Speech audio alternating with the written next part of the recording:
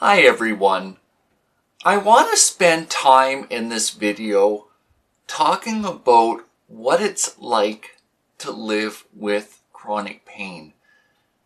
I specifically want to spend this time honestly and openly sharing about my mental health and how I deal with pain in my day-to-day life. I'm not using any notes when I make this video. I rarely do. I wanted to share what's sincere and in my heart that I think might help others, either if you live with chronic pain yourself or there's someone in your life and you want to help them understand what you're going through and the way that you've expressed it just hasn't worked. You know, when I wake up in the morning, I already feel like I've ran a marathon. That is to say, being in pain uses up energy. So you have to pick the activities in life that are meaningful, are special, and also that you have to do in order to live in life, such as personal hygiene, meals, sleep, just to exist and be able to take care of yourself. What I've found that's helped me is being able to do activities that I use my hands in that are very creative, or like nature photography, writing poems, doing crafts, programming the website that goes with this YouTube channel.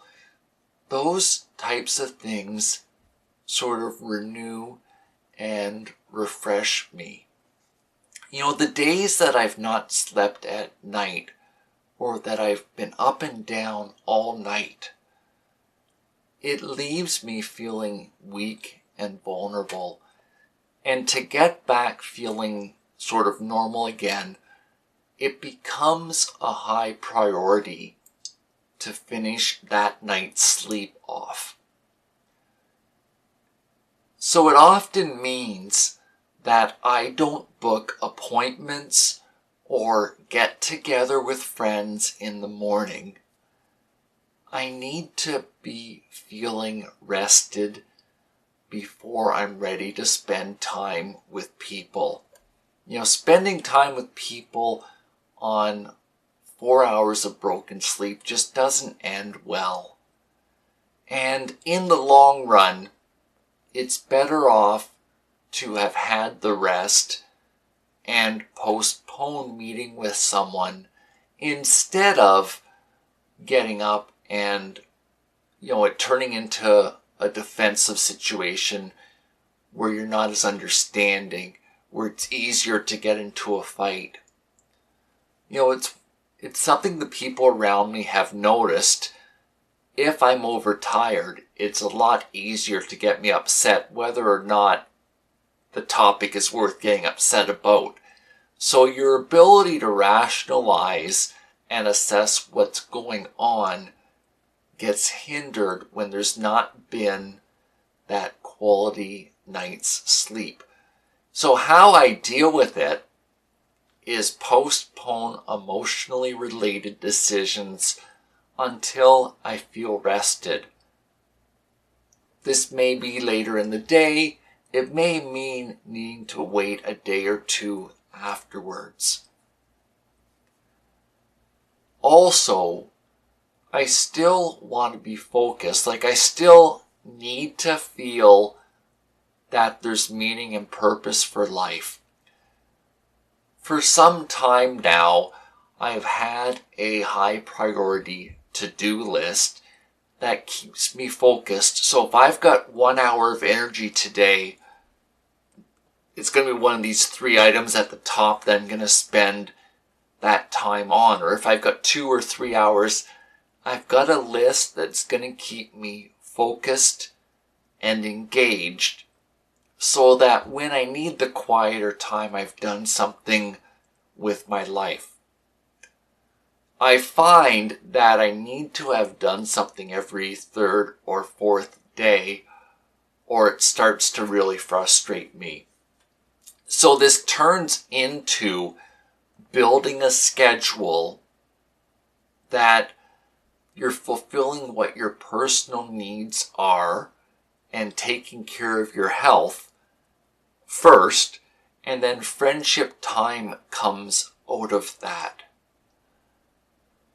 In other words, some of the people I know, if you don't know them well, it's easier for the person to jerk back and sort of keep you at arm's length.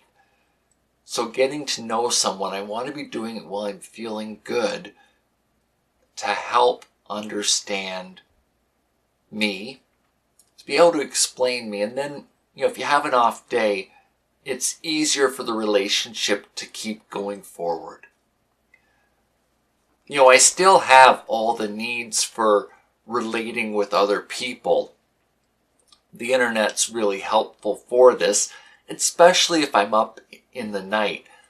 Friendships have formed over several years where I know people that here in North America were in bed, but in New Zealand or Australia, they're up during their day, and I have someone that I can talk to for a few minutes.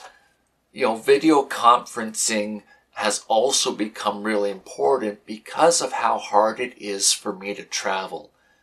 The jerking motion from potholes or sort of the swaying motion from riding the train, it affects my energy because of being in pain.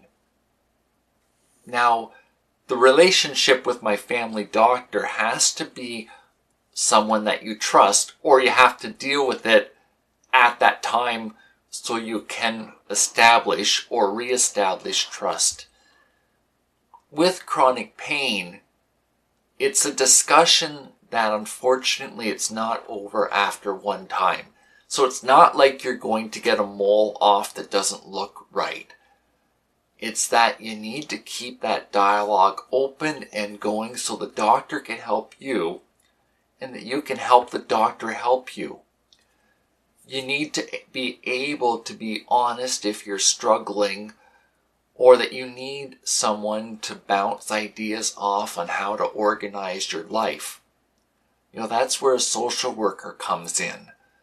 An occupational therapist will help you with the logistics of doing things.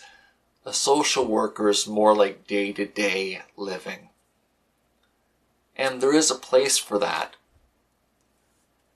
There's one of my friends is a counselor, and periodically if I need to know that I'm on track, or if I need to know that there's another perspective, he makes a good sounding board. So it's not your typical patient-therapist relationship. It's what I need.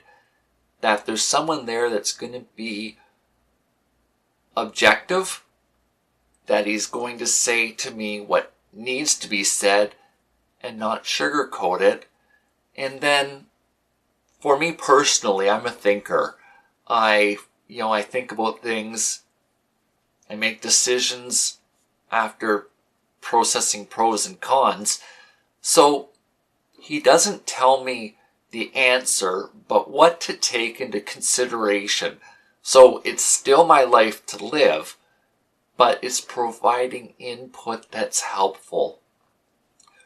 Friday morning I'm going to be going to a dietitian. I want to ask them more questions about bowel movements and what nutrition is helpful and appropriate to not need to be on medication for a stool softener. It means having self-control and not eating a lot of junk food and processed food. But it's a resource, and that's how I see the healthcare community. So you go to them with a specific need. It's not that you're a scientific experiment. You're a person first. They're a resource to help you with a need in your life. And then you own your life. There was a period of adjustment that takes time to own life. But as you go through it and you meet with others, you may not feel as alone. It's one of the things that I like a lot about the mobility bus. There's other people that you wouldn't normally meet, but they're going through their own physical stuff, and you either leave it encouraged, or they've got a suggestion to think about, or just talking to someone without having to explain everything that's going on about what you're dealing with. It's refreshing, and I find it encouraging. I'm going to challenge you to own what's going on in your life. It doesn't mean that you have to know everything about it, but just that you accept it so that you can move on in life. And this does get easier over time. It's not that the pain goes away, but you've learned what you personally need to know and how you function and interact with pain so that you can keep on going in life. It does mean being willing to be honest and vulnerable with people in your life so that you can ask for help. I found that hard at the start.